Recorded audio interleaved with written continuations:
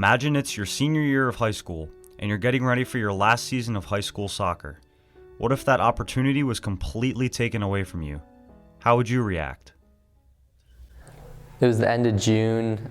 Me and my parents went down for a vacation to Bethany Beach. I went down with a few friends, and it was about halfway through the week we decided to go jet skiing. So we were out jet skiing. We were having a good time.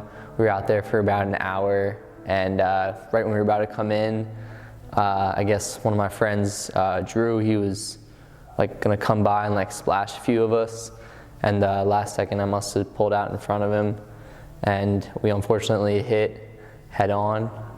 I heard on the radio that there was an accident on the water, and my first initial reaction was, it wasn't the jet skiers, because how could you possibly get in an accident out on the jet ski water?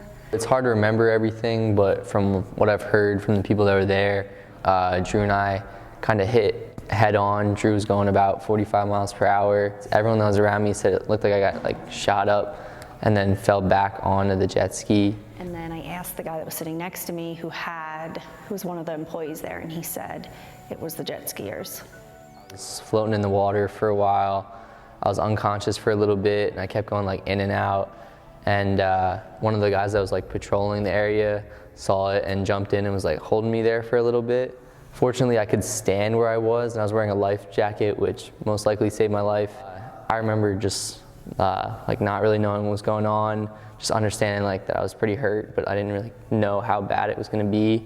And it wasn't until really that night, I really came around, I could tell and could hear what my injuries were and really understand what happened. All my injuries were, I had 3 broken bones in my back, a broken hip, a concussion, and some little internal bleeding. There was a lot of people that came with food and came to visit, and a soccer team came, and coaches came, and the athletic director came, and the support from the community was extremely overwhelming for our family. We've never had that before.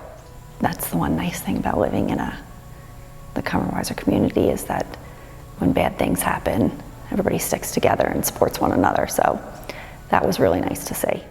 So when I found out what my injuries were, it didn't look good for the upcoming soccer season, which I've been looking forward to for a while. It was gonna be my senior year. We haven't had much success in the past, and this year it looked like things were finally turning around. When I saw Tommy walk on the field, we were playing Blue Mountain, and there was only a couple minutes left in the game, probably about 5 minutes to go. And I didn't think he was going to play at all that day. He didn't warm up too much, and the ref blew the whistle to sub. And I thought it was just, one of the other players subbing on, and then I saw it was Tommy. We were down 2-1 with 5 minutes left, and I was eager on the sideline, just wanting to get in. So I was like, Coach, if it's now or never, if we want to win this game, you should try to put me in. I finally convinced him to put me in, and it was pretty shocking for everyone, I think, including me. And once I got out there, I was wow, I'm really here, I was once last year. And when he started running on the field, I kind of got chills on my whole body, and it was a cool moment for me and for everybody, and definitely for Tommy. From that game on, I just felt more comfortable and more comfortable each game until the end of the season, where I feel almost 100%.